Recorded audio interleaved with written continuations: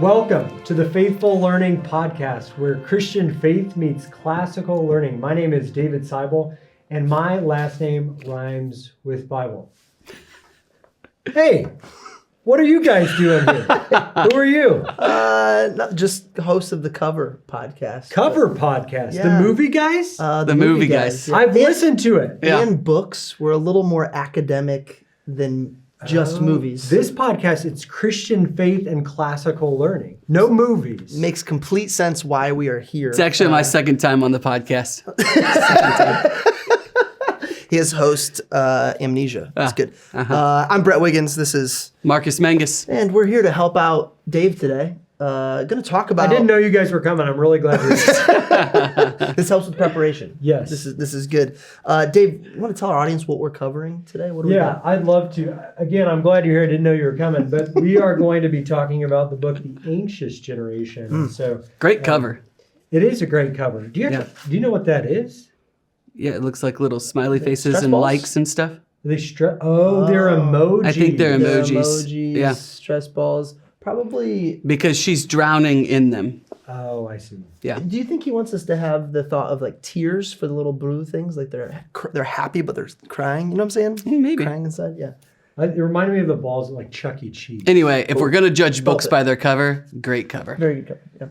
So, little bit from the inside sleeve of the Tell book. us what's it all about? The Anxious Generation. Yeah, pretty common. A lot of classical schools have been commenting on it, but I've seen Jonathan Haidt on different like daily news. He is circulated for sure. Yes. After more than a decade of stability or improvement, the mental health of adolescents plunged in the early 2010s. Rates of depression, anxiety, self-harm, and suicide rose sharply, more than doubling on many measures. Why? In The Anxious Generation, social psychologist Jonathan Haidt lays out the facts about the epidemic of teen mental illness that hit many countries at the same time. He then investigates the nature of childhood, including why children need play and independent exploration to mature into competent, thriving adults. Haidt shows that play-based childhood began to decline in the 1980s, and how it was finally wiped out by the arrival of the phone-based childhood in the early 2010s. He presents more than a dozen mechanisms by which this great rewiring of childhood has interfered with children's social and neurological development, covering everything from sleep deprivation to attention fragmentation, addiction, loneliness, social contagion, social comparison, and perfectionism. He explains why social media damages girls more than boys, and why boys have been withdrawing from the real world into the virtual world with disastrous consequences for themselves, their families, and their societies. And then he ends with some interesting calls to action for schools and communities. So that's a summary of the Anxious Generation. I can tell you this. Cover that real quick. You wrote that? No, I just put my name. Yeah, but thank you, new host of Faithful Learning. I put my name on my inside cover of my book. I know it's your name. It's pretty atrocious. Cursive. That's cursive. Yeah. Good. Here's what I've been telling people. We started reading this, we decided to do this a while back, right? And as I was reading it, I've been telling people, I think that this is probably the most important book for, if you've got kids, if you've got young kids especially, I think this is the most important book that you could read Mandatory reading for any parents, but also, gosh, I wish everybody involved with schools would be aware of, anybody working with kids. I feel like it would be huge if we could all be speaking the same language. It'd be hard to read the book. I'd love to hear some debates around things that people might disagree with on, because he makes some pretty outstanding claims that I think it's hard to. And I think it's fascinating that it comes from a standpoint of this professor who isn't a Christian. Yeah, right? And he's pretty far left. So he's not a conservative guy either. No, not a conservative guy at all. And there's certainly things, if you're a Christian, that you'll read in the book that you'll kind of wrinkle your nose at, no doubt about it. But there's so much research around what it is that's plaguing, or that has plagued, Gen Z. And, a lot of us have kids that are in Gen Alpha or maybe the end of Gen Z. He would say that until we solve this problem, he's just calling everybody the anxious generation. And I think that that's really important. Yeah, I think another part of that too is with him not being a Christian, what I'm always intrigued by with people in that realm that want to get really deep on stuff, you hear him describing things that are God or Christianity that he just hasn't realized yet. Maybe it reminded me a lot of. We did Dave Grohl. We did his autobiography on one of our episodes, and it was like the things that me. Oh man, you're so close. So I think there's hope for maybe. All right, so that's what we're covering. Marcus, what did you know going into it before you read the book? What did you know about the content? I had heard of his other book, Coddling of the American Mind. Yeah. Is that right? I have not read it, but I think it's very similar in nature. He references it many times because I think the research was a jumping off point for this book. So I knew about that book. It had been on my list to read. And then this book just kind of gained a ton of steam. There's almost no way you haven't heard of it, would be my guess at this point, because it's being talked about quite a bit. So What'd you know going into it, Dave? I knew that a lot of, if you got a group of administrators together, the weirdest ones would be from classical schools. We're shocked. Yeah. So I knew that classical school administrators were were debating different things in the book, which I feel like they kind of find debates everywhere they go. He's pretty hardcore against phones. And so maybe, like, not necessarily for teenagers, you know? Some of his prohibitions are they're not absolute, but they're close at parts. And so I knew going in that he wasn't super nuanced with a couple things. So, and when you say... And his prescriptions on, well, here's all this data on attention fragmentation and digital distraction. What do you do with this? I knew that people debated on whether his recommendations for how you apply these observations. That's what I knew going. Are you saying when you said classical educators they like to find debates? It sounds like is what you were saying. Does that mean you were suspicious as to how much this debate actually mattered before you read the book? I wanted to see if there was merit to their suspicion of him. So yeah, you gotta stay curious and suspicious. Yes, absolutely. What did I know going into it? I had definitely heard of the book. I don't remember where or how, but it was on my list. And it was on my list of books. Whenever I'm talking to people, traveling, whatever, I'll ask, what have you read well lately? And this came up many times. So it was on my list forever. And then it's just kind of like, okay, when I come up with the reason that it needs to go to the top, it will. And when Dave definitely didn't reach out to us ahead of time to read this book to help him host podcasts, that is when inevitably I was it's crazy that you guys have both read it. And we're here. And you have such a coincidence. At the library. Yeah. Great. By the way, shout out Carmel Public Library. Carmel Clay Public Library. I think there's two. There's one on Main Street. I don't know if the other one's as cool, but it's all free. Pretty sweet. We're just kind of here. Pretty sweet. Well, taxpayer funded. Yeah, that's true. Nothing free. Let's not get into that. That's the second thing you thought was free today. You were paying for. Not free for me. We'll keep going. We go into a little bit of a 30-second synopsis here. Marcus will do 9 words. This is what we do on our podcast, by the way. So we're just taking over. And Marcus is always counting. That's what I was doing. So, Dave, now you read the cover, you read the sleeve.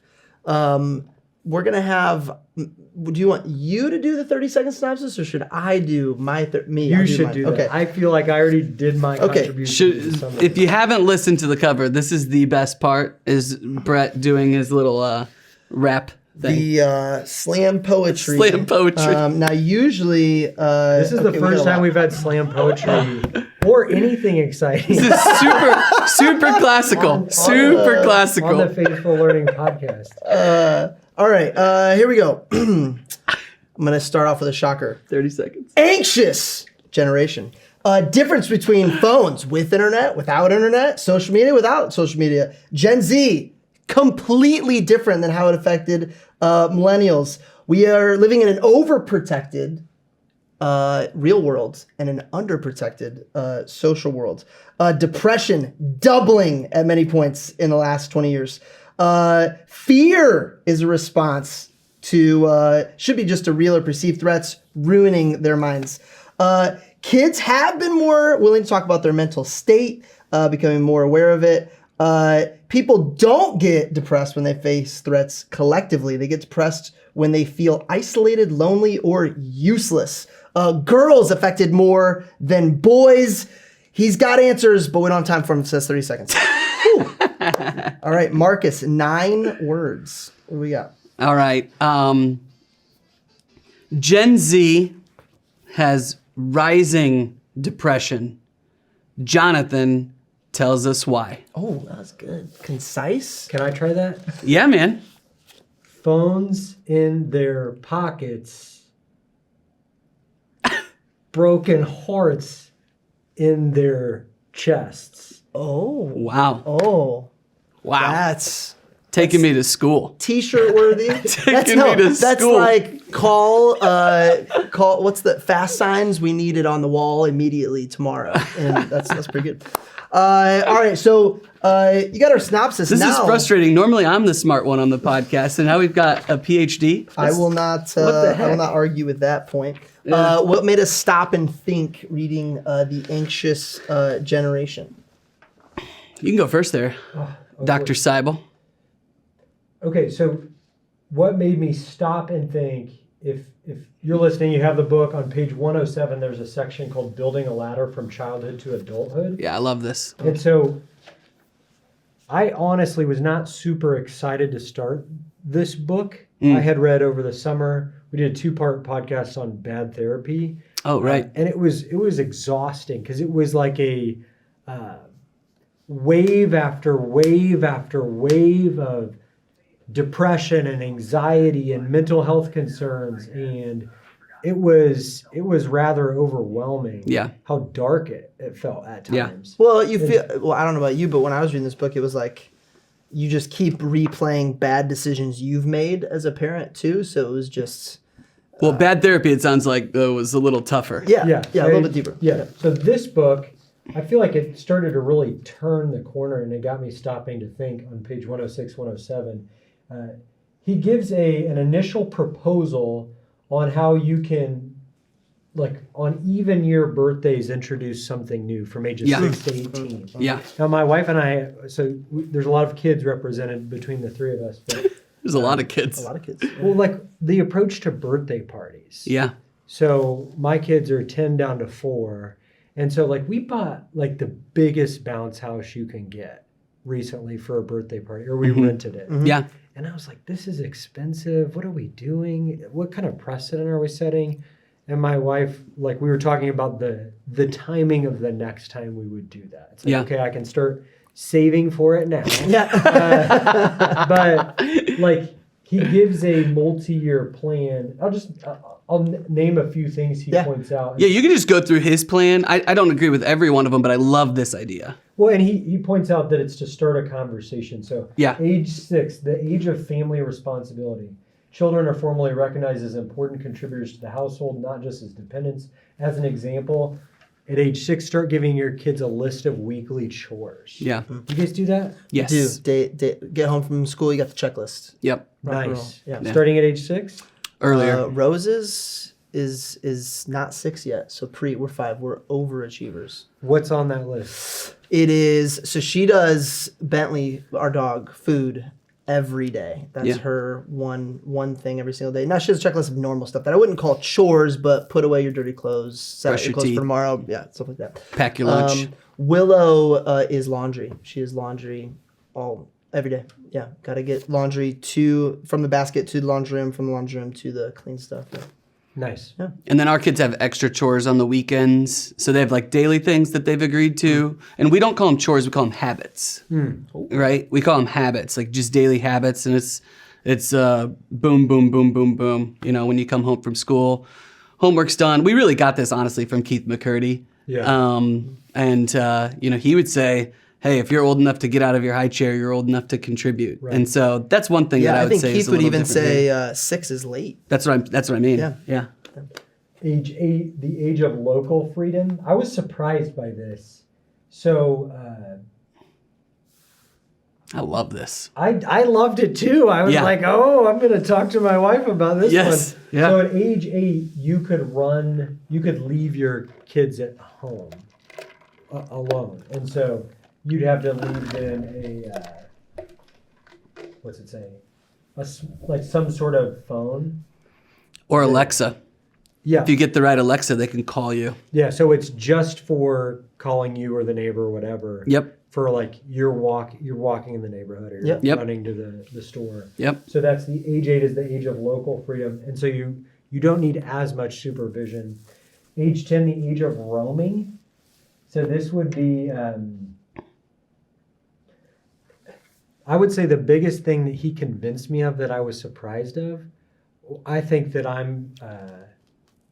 he convinced me of the need to not over-parent your kids. Yeah, agreed. And so like to Give them more time and space to hang out with other kids, learn, make mistakes, experience what it's like to be separated from that group, right? To get bruises, those kinds of things. Yeah, I agree 100%. Unsupervised, unstructured free play. Well, adult-led enrichment activities, and usually between the spouses, there's usually one that wants to plan everything, Yeah. and then the other who wants to like just let things. There's probably a sweet spot, but I know we've got kids who have siblings, and so they fight often, and so. If you break up every single My fight- kids are perfect. Oh, okay. Yeah. Brett and I. Opposite. Perfect. Yeah. Yeah. No. Yeah. So age 12 would be the age of apprenticeship. So this is in many societies where there's rites of initiation. Yeah. You're beginning to find more adult mentors. They could start earning their own money by doing chores for neighbors or relatives. You could even work as mom's helper for a neighbor with an infant or toddler. Can I stop you real quick? Yeah. I want to come back real fast to the free play thing. At 10, he talks about how you could let them just go out, right? In the neighborhood. Go to the right? neighborhood park. Unsupervised free play. I was reading this during the summer, and we started letting them just go. And we had kind of done it before, but we just would basically just say yes a lot more. Yep. And they loved that, and they loved that extra responsibility. And it just gives you more and more confidence in them as a kid. You might start to get to that like hour mark, and you're like, man, I haven't seen him. I hope everything's okay. It creates a little anxiety in you. Yeah. You're like a scream. But with them, I mean, not that big of a deal. And I remember, this used to happen a lot for me, is that I was able to ride my bike 2 miles or 3 miles or go hang out with friends or whatever. And there was no supervision of us playing tackle football or whatever as elementary school kids. And so I was really convinced of that. And I thought one really compelling thing that he said is that, a lot of them might be worried about the outside forces, that could go and like get their kids or grab their kids or whatever. And he said, those guys are all online. It's way easier for them to engage with your kids online than it would be like at the neighborhood park or something. Yeah, that's a great point. I think for a Christian, when I first heard that, I'm like, well, what about my responsibilities as a father? Yeah. To disciple and nurture and protect my kids if I know that there could be some sort of danger and I'm just letting them roam because I don't want to overparent them. Well, am I abdicating my duty? And it's like, well, if you remember that your job is to prepare them so that they can be sent out. Yeah. He's making a compelling case for Christian parents. Yep. Kind of from a common grace perspective, that my greatest fear as a dad is to send out kids that are ill-equipped. Right. It's kind of like the don't feed the bears principle. So if you go to a national park, you don't feed the bears because then they don't know how to eat during the winter. Mm. And so if your kids don't know how to act without you being there, that's a problem at some point. And so I think there's degrees of freedom the Bible doesn't give like 8. Well, also if the first time that they have that freedom is in college, then what? Yeah. Or when they start driving, then what?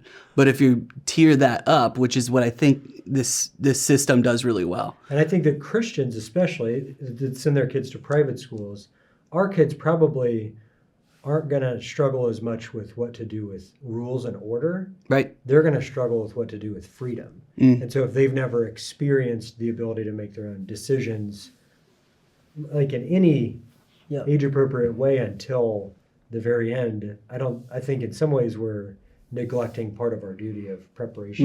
My kids are a little older than your guys's, but we've been now letting them play around the neighborhood a lot more for the last couple of years. And what's neat is that like I have to have extra seats in my van on Sunday so that we can take at least one, maybe two neighborhood kids to church with us. And so that's a neat part of this that I've been just really impressed with. That's my a very, kids. very big van. It is a big van. My question is, at what caused this extra stress about protecting our kids versus letting them go play? Because it sounds like we all three of us grew up where it was like, hey, go and be home when the street lights turn on. That was real words said to me anyway. And I'd be gone for 7 hours at 11 Friends' years old, 10 years houses old, or whatever. 12, yeah. So what do we think is actually causing that? Does the book speak to He what's calls it causing safetyism, right? That Yeah. started in the 80s and 90s and just kind of progressively got worse. And that's what led to what he's going to call, what does he call it? When it hits the anxious, the phone-based childhood. Yeah. It moves you from play-based to phone-based, Well, right? he calls safetyism is an experience blocker. Yeah. And so if part of our kids' discipleship and development is not just like being in the safe context of Sunday school or at home, but like you're turning your faith into action in the real world where you have to make real choices Yeah. about what you believe and what you're going to do. But if you are always in a spiritually safe, or if there's never any measure of risk or danger, you are actually blocking your kids' development. Yeah. So I think Can't to grow. answer your question, bad things have happened in the world that merit Yeah. parents being more cautious. And every bad thing that happens gets covered. Yeah. You You're know, more aware of the bad We things. are more aware of the dangers in the world. Parents want to get online and look where all the potential danger is in the neighborhood. And we can overreact to potential dangers. So it's kind of fun finding that Goldilocks happy medium for Yeah. your context. There's probably areas where you could live where it wouldn't be wise to let your kids roam. Yeah. And so it's what he's doing is he's trying not to give a prescription. He's giving a pathway for a conversation. So Yeah. So maybe just give us the quick tie bow on that. Just boom, boom, boom, so boom. age 14, starting high school, joining an athletic team, working for pay.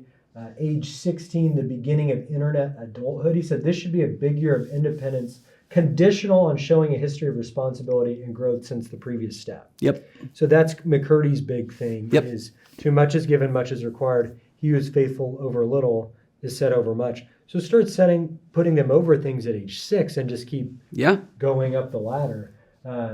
It's kind of like, go ahead. Keep going. So at age, the 16th birthday is obviously the driver's license. Yep. There's certain contracts that they can enter into. And it says you can now open social media accounts as well.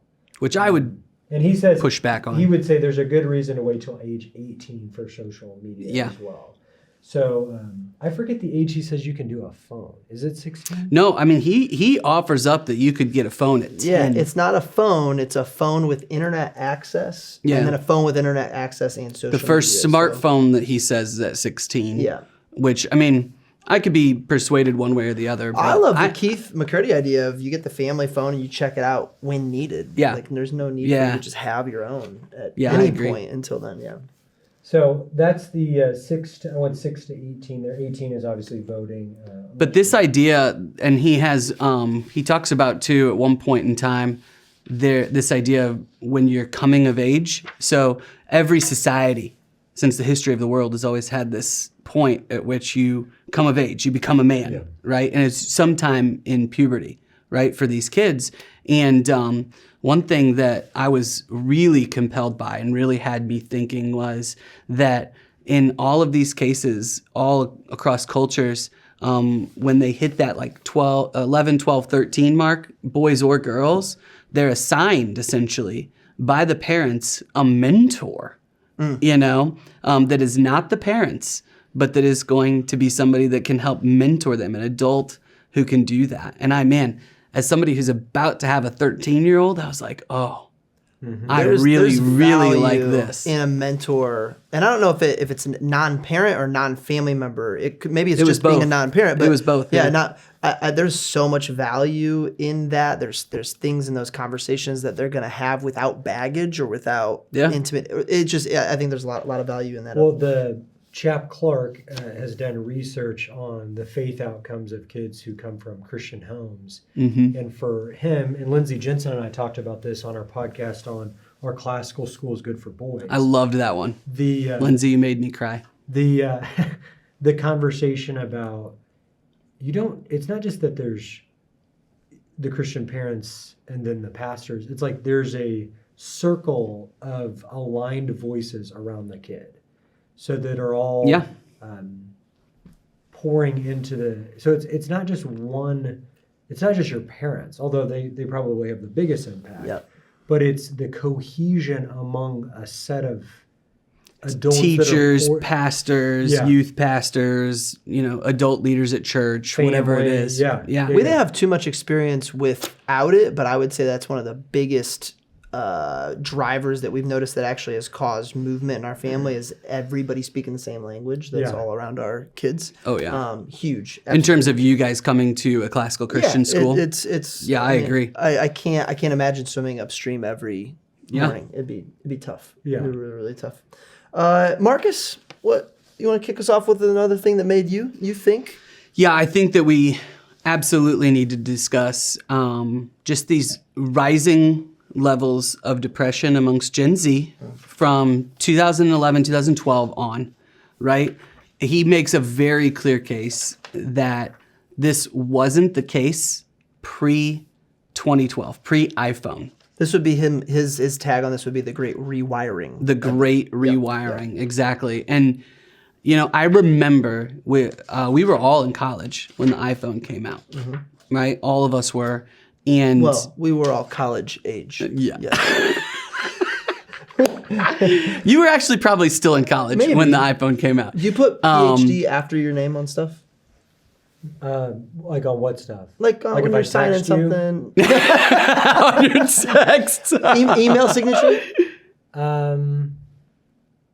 Most ask would. His assistant. Ask his assistant if he's got a PhD at the end. Good. I put DO.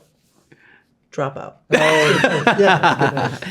So keep great rewiring. The great rewiring. Weren't you valedictorian in your GED though? He didn't drop out of high school. 440. He didn't drop out of high school. I was in AP classes. Which AP class? Actually, my favorite AP class was English with Mr. English is not an AP Mr. class. Adam Homo, who is a famous Wabash alum. Oh, okay. Swimming records left and right. Great track coach in Elkhart. Is an amazing guy. Nice. Yeah, absolutely. So carry on, Marcus. We've gotten very distracted. This is what happens on our podcast as well. But this great rewiring, I remember when my friends all got iPhones. I did not. And they would tell me that I wasn't spending enough time studying, right? Like, how are you getting the grades you're getting? You're not spending as much time studying as we are. And I pointed out to them at the time, no, I'm spending more focused time studying. You're doing it with your phones, on these apps, everything else. I vividly remember having those conversations. And it was brought back to me as I was reading this, because if you have notifications on your phone, you are constantly distracted. And these kids cannot handle it. Right? We can barely handle it as adults. I know, Brett, you have basically all your notifications off all the time. No noises, no anything. Unless it's an alarm that I set. I don't do no. I've taken almost all social media off except for LinkedIn, and I have very few notifications. But I did it because as I got the iPhone and as I noticed what was happening to me, I was like, man, I can't focus. I can't do this. Well, if your brain is being wired, right, or rewired through puberty, while you're doing this, it's catastrophic. It's causing constant anxiety. So he talks about the difference between fear and anxiety. Anxiety being the anticipation of things and threats. And I think he made a great point that while this was all happening, and I've experienced this big time with the age group I work with right now, the group that COVID was absolutely. Which is what age group do you work So with? 18 to 22. Yeah. They all were in high school, basically. They are this virtual generation. world, and then COVID poured gasoline on all of this that was going on, and just created massive seclusion. To that point, the depression point, he makes it really, really clear that the depression is what also like led to these spikes in suicide among these kids, and it was really, really tied to that. Anxiety and depression rates rose by like 150%. Like it's not a small number, right? And suicide rates right along with it. And you can tie it all back to this, you know, and not just that, but the apps, right? So at the beginning, it was a phone, it was an iPod, it was a internet browser. Well, I remember right? Facebook, you had to go to someone's page. There was no timeline initially. Correct. Yeah. It was, you had to intentionally go, I'm going to see this or that. Now it's. Back when you had to have an EDU. Yeah. Yeah. You did. Yeah. I remember that too. But then what happened was you get all these apps, you get these free apps, advertising takes over. And now that you're getting advertising dollars, the more time people spend on these apps, right? The more time people spend on these apps, the more advertising dollars you can get. So what do? And what did these companies do on purpose? They designed these apps, all of them, to be addictive, right? That's the point of the Instagram feed. It's bottomless. You can't. There's no end to a bottomless feed. And it creates a lot of anxiety, especially in girls, is what he said, because you know they're seeing all of these photos and they're comparing themselves, and they're especially susceptible to comparing their bodies, right? And then they start getting advertisements and videos about like anorexia and all kinds of things. So it's not just their emotional state, but their physical health as well that's suffering. Well, I think they're getting videos that lead them to That's right. not want to eat and that sort of thing. Well, those videos are telling them how to not do it. Yeah. Right? Okay. Yeah. Well, I think, have you guys seen, this is not a classical movie. You should do this movie on the cover. Okay. Happy Gilmore. Oh, great.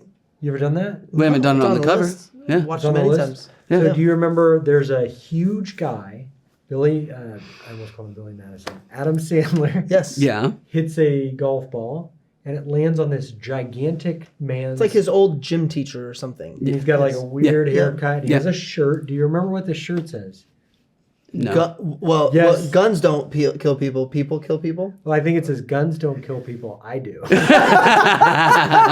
I'm thinking of that principle with the phones. It's not the phones that No. kill the people. I think that's why some of the classical people were suspicious about the book, because I think if you read the whole thing, you see that he's showing the unintended consequences of introducing the phone too early. Correct. So it's actually Because of the rewiring that's happening. The age of the kids. This is a really important distinction. His whole thesis is that the problem is that it's phone-based childhood. Yeah. If it was phone-based adolescence, I don't think your chart would even exist. Like if it started at 16 rather than like the age. Yeah, keeps but going adolescence for him is 10 to 20. back. Okay. And so he's not good with that, especially the apps specifically, social media based. Well, and we have to point out the four fundamental harms that he mentions. It's like what's going on? One is social deprivation. Two, sleep deprivation, which doesn't feel as big as the others, but attention fragmentation is 3, and then 4 is addiction.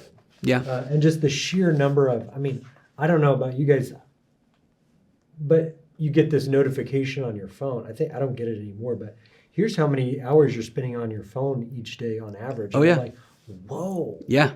Someone else must be getting on my phone. And so with the numbers with kids of being like in excess of 8 hours, so you can get The average kid, when he wrote this book, the average high schooler, I think, was spending 7 hours on their phone. And he said that might even be underselling it because an absurd number, it was like 70+% said that they are on the phone or on their phone almost constantly. yeah. Almost constantly. Yeah. And that tracks with what I see in teenagers all over the place. And that's one of the reasons I'm so thankful for, being at a classical Christian school. We're on this podcast, as that I think almost everybody in the classical Christian movement, there's no phones. Yeah. There's, there might be a computer lab or whatever, but there's hardly any technology. It's certainly not a one-to-one, every kid has an iPad, which is a real problem. And in fact, when you have a lot of kids, it's hard for everybody to get iPad time. It's great strategy. Yeah, well, we've gotten rid of iPads. That was another thing that made me think, if you want another thing. Yeah. But I remember specifically he was maybe 4 or 5 at the time, my oldest, because we gave him an iPad. It was 2012 when he was born. It was right in this time, right? We're like, oh yeah, now he can watch his movie. We can do our thing, right? And I vividly remember when we decided this is really bad, because he was experiencing, if we would take it away, essentially withdrawal. Like, he was a worse kid. It wasn't that he was watching anything bad or whatever. He wasn't watching bad movies or bad little things on YouTube Kids or whatever. It was just that whatever it was doing to his brain at the time was making him worse. And so we were like, yeah, we're done with this. Well, and anybody that is in a situation where you're like, hey, we've started this, is there any way out? Like, I'm telling you, you're going to be shocked when you take that away, how quickly they learn how to just play by themselves. Mm-hmm. Totally. It's awesome. Before you know it, they're playing with stuff that has been in the closet forever that they just didn't need to. Yeah. It's awesome to watch them. We did an entire month technology free this summer, and I think next summer we're going to do 2 months. It was cool as a family. I had to use it for work, but other than that, and to watch movies for our podcast. Sounds like great excuses. Those are good excuses. Yeah, it's fantastic. Yeah. Also talked about how social media drowns out the influence of their family and their community. Almost like, hey, I have people speaking into my life. They don't need to reach out and have that real contact with people, like the mentors we were talking about earlier. That are so good. You talked about rites of passage earlier. I didn't think I was a huge rites of passage fan until we read this book. And I was like, I freaking love them. Yeah. I love them. Yeah. There are moments in everybody's lives I think there's a huge benefit to having those moments. What else made us stop and think? What do we got? I got one for us. Yeah. Page 72 on kids being anti-fragile. Yeah. I liked this quote. I think it in many ways represents what I found most valuable about the book. And it's similar to his thoughts and coddling of the American mind. But he says this, that young trees need wind to grow properly. Young trees need wind to grow properly. When the wind blows, it bends the tree, which tugs at the roots on the windward side and compresses the wood on the other side. In response, the root system expands to provide a firmer anchor where it is needed, and the compressed wood cells change their structure to become stronger. And so he's quoting someone, Nassim Taleb, in their book, Anti-Fragile, Things That Gain from Disorder. So we don't want our kids to be wine glasses that just a little bit of shock would cause the whole thing to shatter. And I think that's what you see if a kid spends too much time on a screen. Like think back, Marcus, to when you were kind of iPad babysitting your son. Totally. Without even knowing it. No bad intentions or anything. But and to be clear, that's not what we're trying to do for any parents here, because I've been there. I know it's easier.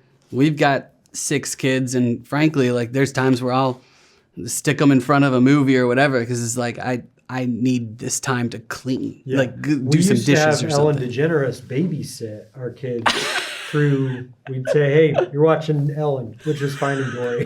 She's the voice on it. Thank goodness. Yeah, not her show. Finding Dory. Got it. Important clarification. Yeah. Ellen DeGeneres is the voice of Dory. That snippet is gonna go viral. Yeah.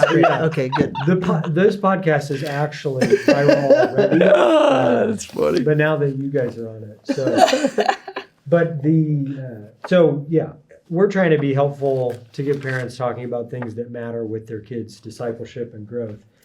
But if you pull that phone away, I mean, if you've done it too much, I mean, what's been your experience with, like, hey, we're doing this too much and we're trying to back up.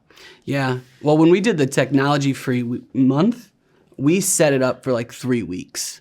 Like, hey, we're going to be doing this. We tried to create buy-in so that there wasn't that like hard takeaway. But I'll say, now we have Nintendo Switch and we have TVs, but that's it. And we don't have any iPads or anything else. We don't watch anything on the devices. And so we don't really have the same problem because if they're playing the Switch together, that is social. If they're watching a movie together up there, that is social. And there is an end to it, not like a show. So what we found is like, hey, we don't want you watching TV show on Netflix or whatever because it just keeps playing episode after episode after episode. Whereas if you watch a movie, hour and a half, hour, 20 minutes, whatever, you're done. Right? And it's social and the kids are watching it together. So those are some ways that we've figured out to avoid that withdrawal because it can be bad, especially if they're like addicted to it. And our kids probably are if they're on that quite a bit. Yeah. Well, I just love the habit of exposing. If you've gotten cozy in a device, it feels like you're being sent out. It's very cold today in Indiana. Like, it feels like you're being sent out for like cold exposure therapy. If you're so comfortable, it's like your digital blankie. Yeah, man. And then it gets taken away. And so I think like you've got to, if this quote's true, which I think it is, that you need the wind to blow on your little saplings. They're not going to become oaks if you don't let them get tugged on and feel I really want to do that, or I want to watch this show. It's like, well, you should go play with your magnet tile or whatever. Anything other than that, you have to just feel that the dopamine withdrawal, basically. Well, I had to take I had to take Facebook especially off of my phone because I just found that I was spending too much time on it. And when I first took it off my phone, I remember that I would lift up my phone and I would do something else, and then my thumb would try to find it. Yeah. My thumb would try to find that app. Muscle memory. And that's me, who didn't grow up with this, didn't have it during puberty, anything else. And I'd say the research shows that it's even worse if they're able to do that when they've got puberty, when they're going through puberty. I think the ownership over like when your kid makes it really, really tough on you when you make the transition, reminding yourself like it's not them, like I let this happen. Yeah, that's good. Versus, hey, they're being a brat, which sure, all of our kids are brats, but it's not their fault. I need to own it, and it's going to be really, really tough on me and make things inconvenient. But man, it's so much less inconvenient than when they turn 18 and are not prepared. I haven't, to your point, developed correctly. Yeah, kids can handle things being taken away. I also, maybe one minor point quickly. On page 73, they talk about this idea of immune system. And I think that's really important for Christian parents who choose a private school. You're probably motivated by putting your kid in an environment where safety at some level, right? You're motivated by the moral alignment, which is a good, true, beautiful thing. Yep. I think there are certain things we should protect our kids from, especially if they're, under 14 or 12. Yeah. And then slowly introducing certain things. He hits on a point. He hits on this, and he talks about every major religion, talking about things that you focus on and focusing on things that are good, right? In classical, we'd say things that are good, true, and beautiful. Paul would say, whatever is lovely, whatever is noble. And so I think that's what it is like, what are we going to focus on? And we've got to, at some level, control the inputs, especially digitally. Yeah. But there should be freedom when it comes to play, and there's also responsibility. Well, the thing that I like about reading a book like this is in classical, there's truth outside of the Bible. Yeah. There are things to expose, and there are also things that are influential, albeit not true. Yeah. And so we want our kids, in classical, we think it's wise that our kids be exposed to the best thinkers of every age in Greece and Rome and the Middle Ages. And that exposure to some ideas and some incidents in history is going to inoculate them and give them an immunity so that they don't freak out and overreact. So I think you can actually overreact in either direction. For sure. We want our kids to be morally sensitive and have tender consciences. And there are certain things where it's like, we're abolitionists, we're pure, like we don't want any exposure to that. But I think that some kids who go through Christian school can overreact to normal demonstrations of sinfulness. We never want to tolerate, excuse, or make sin look cool. Right. But I think that, when they go to work, like, people are going to be cussing. Yeah, like we have family members, my family, beyond my immediate family, there's people who aren't believers. Right. And so, my kids don't need to lose their minds when they encounter someone who doesn't have the same worldview as our family. We can love them and know how to engage in that sort of setting. From a time perspective, do we want to get to some of his suggestions? Sure. Yeah. And then we can do maybe some other quotes or whatever. Yeah, let's get into. I did appreciate the fact that he didn't just spell out a huge problem we all have that's ruining a generation. Yeah. He had some really, really great ideas that he digs into. Well, this is where the whole wait till 8th thing comes from, right? Or at least he has blown it up. I don't know if it's from this book specifically, but since this book has come out, the wait till 8th movement has gotten very big in terms of waiting to give your kids a cell phone until 8th grade, right? And he talks about how communities as a whole can come around and decide on things like this. And I really appreciate that about being at a classical Christian school, is that I feel like some of that stuff is really natural. Our neighbor kids all have cell phones and iPhones and stuff, and I basically have to tell them, like, if you're going to hang out over here, you're not going to be on the phone and you're not going to have your phone. And they still come over, Yeah. But none of their close friends at school have phones, and that's really helpful. Yeah, parents have to band together for sure. And so that's a big part of his solution, is in your community, in your church, in your school, come together with solutions where you say, hey, none of us are going to let our kids have social media accounts. Okay, well, that makes life a lot easier. Yeah. Versus if it was somewhat underwhelming for me. This is probably my least favorite part of the book. Okay. Because it was so patently obvious, like where he was going to be driving the whole time. Yeah. And how the classical schooling movement has been doing this for 40 years. The classical school movement so has been. Like, oh, wow. Phones digitally. Yeah. One of his suggestions is like, you can't just say you don't allow phones at the school. You've got to be able to put them in lockers or in these locked things or whatever. And it's like, well, how about you just don't have phones? Yeah. You can't have phones at school. It's a pretty simple idea. Yeah. That works, by the way. And lots of schools now are seeing it work. And I'm hopeful that everybody does it, honestly. In the public school world, is that something even in a high school they could enforce? They could say you're not allowed to bring a phone to school? Well, I think there's been legislation. Didn't they just pass in Australia? There's been some legislation. You can't have social media until a certain age? Well, that was one of the... So one of his points was, we expect liquor stores to enforce age limits. Mm-hmm. We should expect the same from social media companies. Because it's basically it's a checkbox. Yeah. Are you 13? Yeah. Yes. Or whatever. So I think he's asking for that to be taken. That's that's where it started to get really interesting. His intro in the book is ridiculous. By the way. It's awesome. The Mars I thing? love that. So good. You don't like that? You're Mr. Analogy. I think he's hyperbolic to a point he doesn't need to be. Okay. Fair enough. I just wonder, is it a false analogy?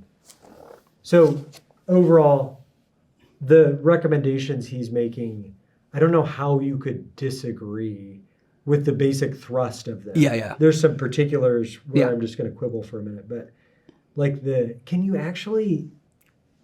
you think that you can liken alcohol use to social media? Yeah, the dopamine hits, I think so. Drug use, alcohol abuse, gambling. Couldn't you say that about golf though?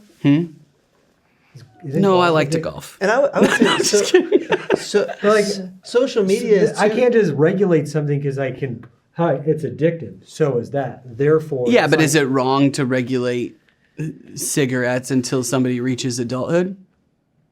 Well, I think the argument for cigarettes, and the reason that they delay cigarettes is because if you introduce them before a certain age, it's like almost impossible to stop. Right, that's the point. Yeah. And so what it's saying is protect the kids legislatively so that it's darn near impossible. And some states, I think he mentions that some states have done that. I think there's been some pushback on TikTok and things as well. It is a little. It's funny because private schools sometimes attract what I call spiritual free agents.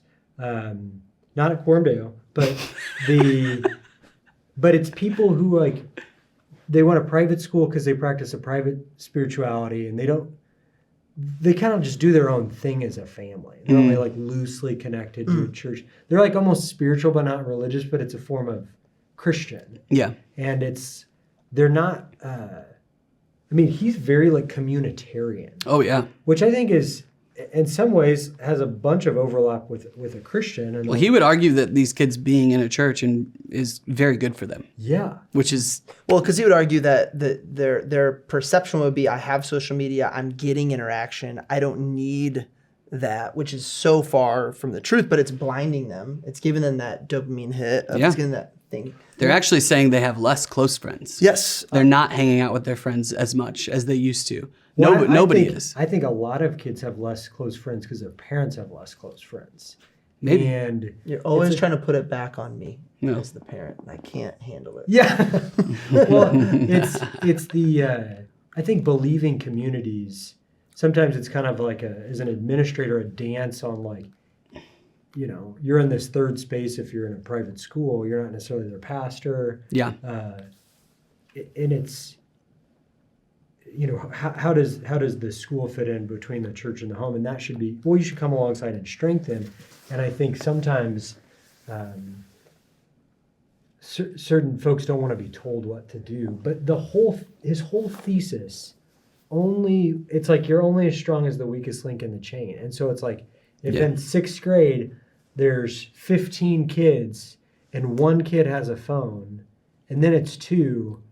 Pretty soon, more than that. You're toast. Yeah. Yeah, and so I think that private schools, classical Christian schools, these faith, even if it's a homeschool co-op, these communities, there needs to be some leadership among the peers of let's shore this in, because the kids exercise pressure on the parents. Yeah. Through whether it's through video games because they chat on there or through phones, but I think that Jonathan helps us be more proactive together. Yeah. Because you can't really, you said this at the beginning, Brett. Talk a little bit about the, we overprotect in the physical and underprotect in the digital.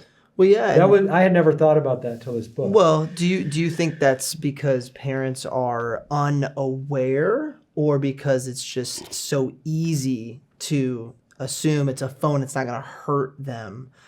I don't know, but it's so obvious. I don't know. Maybe I think we're way too aware of all the bad things going on in the entire world due to social media. I don't know if we were created to be taking in all that all the time. Mm-hmm. Maybe that's creating anxiety with parents, so then that's always on their mind or whatever. But I think that when he said that, I was like, yes, that's exactly what we're missing. To your point about the phones and all that, I think if I'm on, because I remember when we were first married, my wife and I would have said, yeah, my kids are going to go to a public school.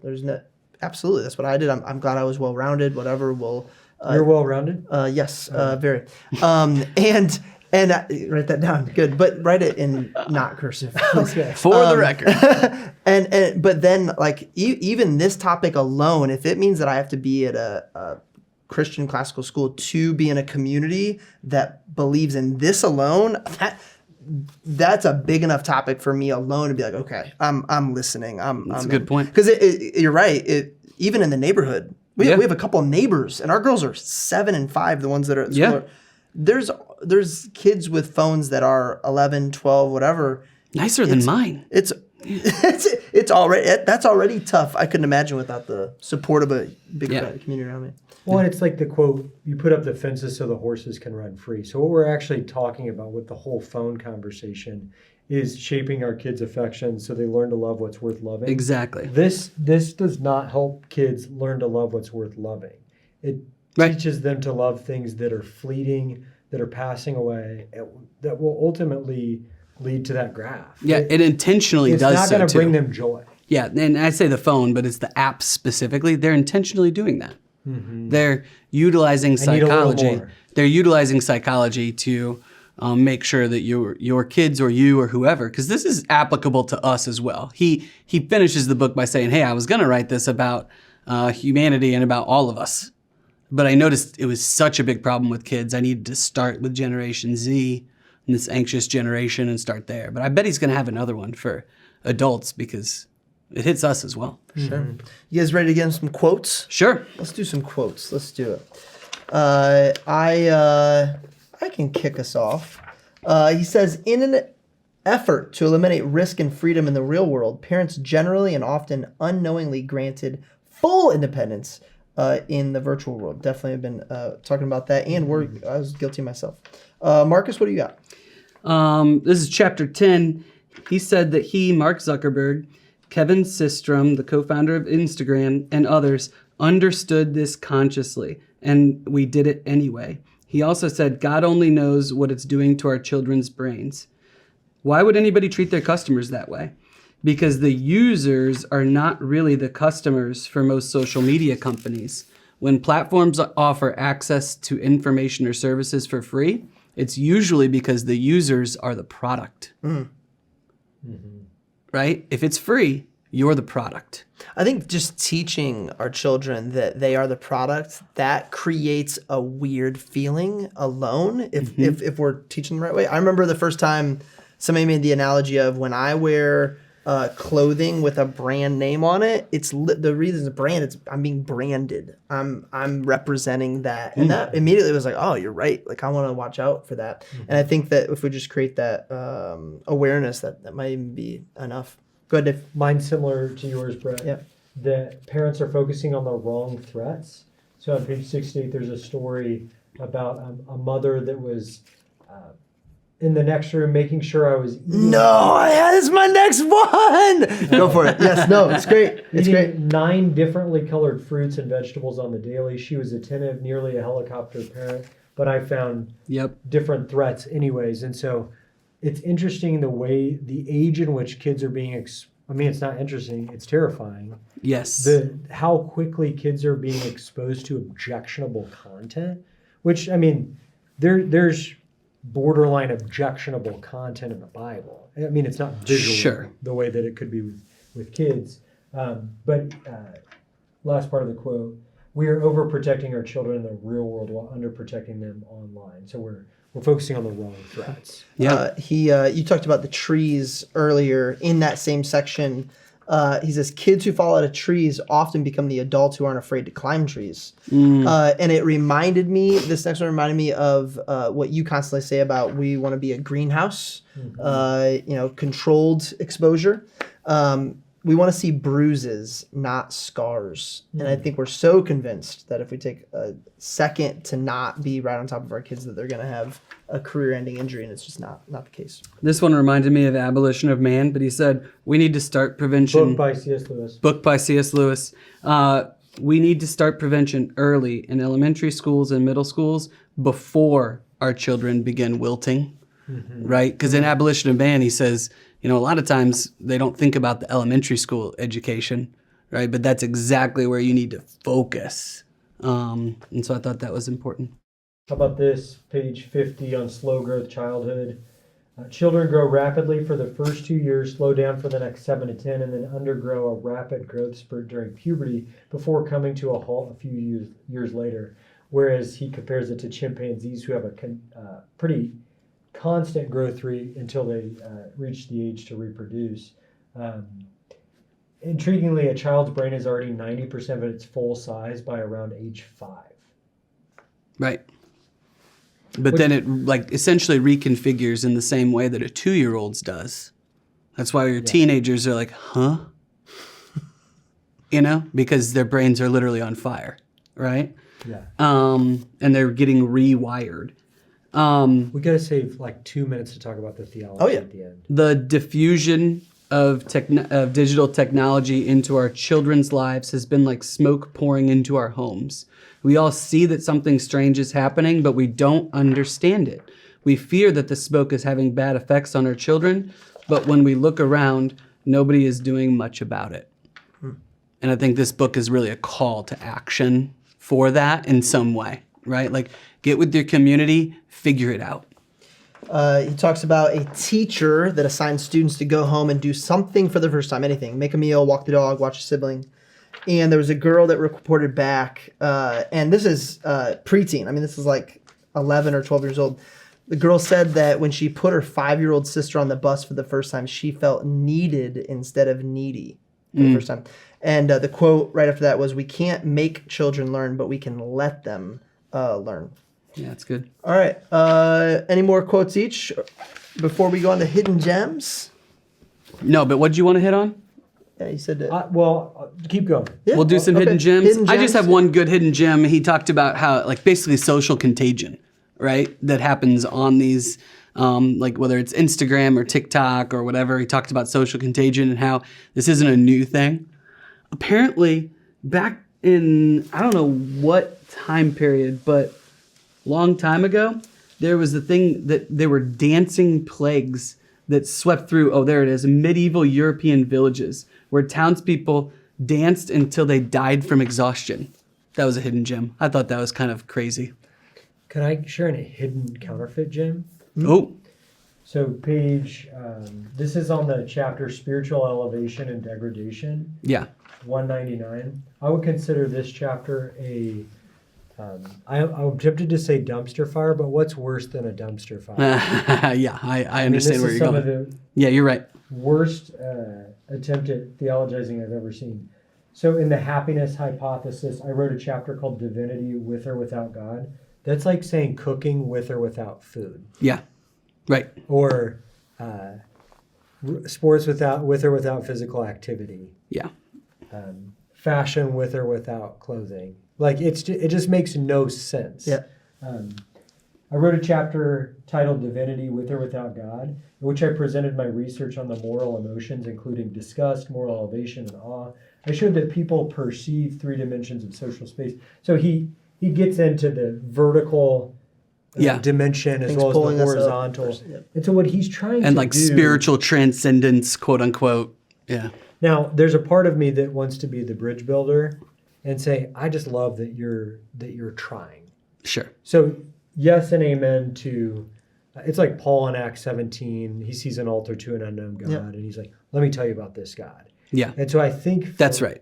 For us, what I want to say to Jonathan Haidt would be that God has spoken authoritatively, and he wants us to listen. Yeah. And the practices that you're talking about of prayer and stillness and silence, I think the answer is to know the one that created us. In many ways, he's saying the guy's brilliant. Yeah. He's as an image bearer making observations. Now he's pointing to an evolutionary hypothesis. Yeah. But I think there's a framework that's so much more compelling to put all of his observations in. Yeah, I agree. So he's trying to find a trend line for all of the data. And I think the idea that God has spoken and he's been trying to gather a people that gets distracted. Yeah. And so think of the Israelites. Talk about an anxious generation that's wandering about and it's distracted. So it's not just that, it's part of our human condition to be distracted and to depart from God. So I think that if things work out, he even talks about the God-shaped hole. Mm-hmm. But then I know. It's a lot of times it's almost tongue in cheek. I'm addicted. The God. It's like in this. He's so caught up on I'm gonna figure this all out without God. He doesn't know yet. Maybe that God just wants to be his friend. Religion isn't about observing human behaviors and like writing about it. Yeah. Whereas theology is about this God who has spoken. Yeah. Yeah. And we can know him and be in relationship with him. Yeah. Yeah. So whenever people talk about religion as if it's theology, I'm like, no, there's no hope there. There's no peace. And he wants to bring peace. And I want to say, you need Jesus to bring peace, bro. Yeah. Hidden gem? Any more? This wasn't really a hidden gem book. Yeah. Not really. We got. Was that your 2 minutes worth that you wanted to make Yes. sure we got to? Rating time. Oh, we rate 1 to 9. 1 to 9. We ask 9 is a questions. Perfect book. You can use decimals. And it doesn't necessarily mean, like as an example, It's a Wonderful Life is a 9 for me. The movie. I understand there's not perfect act. It's just for me, it's a 9. Die Hard, I gave it like an 8.7. I was very You loved that one. What about We Bought a Zoo? We Bought a Zoo without really digging in. I'm gonna have go to watch it. Dude, I'm gonna go like 7, 9. Oh, I thought you were gonna say 6. And No, I was gonna 7, 9. I was like, please be over 7. I love how it makes me feel. I Yes. don't really watch it though. It's a great, yeah. I would, but there's also movies where I would watch a million times in a row, but I would give them a 7, 9. What's a 9 for you? I think the only movie 9 I've had was Gladiator. Boys in the Boat, 9 for both. Boys in the Boat was a book that I rated a 9. Yeah, You seen Gladiator 2 yet? I have. Yes. Did you What's the know? rating? Well, We'll have to wa- here's we'll have to all I'll rate. say. Brett's hot take on Gladiator 1 was closer to true than any of us. Marcus was shaking in his boots. All right, Very rating funny. time. I can kick us off. I'm gonna go from an impact stance, even with the slight misses theologically. I'm gonna go 8.2, man. wow. Important book.